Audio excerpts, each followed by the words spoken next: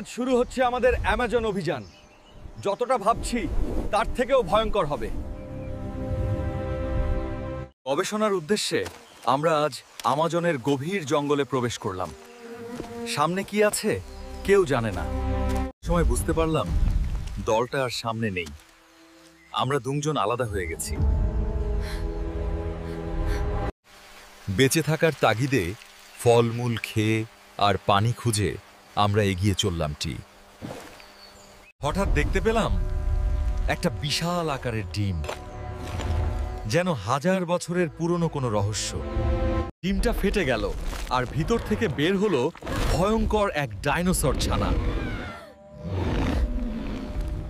সেকেন্ডেই সে বিশাল আকৃতি নিল আর আমাদের পিছু ধাওয়া শুরু করলো। প্রাণ বাঁচাতে দৌড়ে ঢুকে পড়লাম এক সরু গুহার ভিতর। ডাইনোসর ঢুকতে পারল না, শুধু গর্জন করেই ফিরে গেল। গুহা থেকে বের হয়ে ঘণ্টাখানেক হাঁটলাম, অবশেষে পৌঁছালাম নদীর ধারে। হঠাৎ আকাশে দেখা দিল উদ্ধারকারী হেলিকপ্টার। ফ্লেয়ার ছুড়ে সংকেত দিলাম।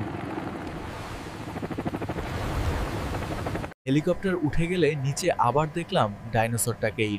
সাথের গবেষকটির ঠোঁটে ভেসে উঠল এক রহস্যময় হাসি।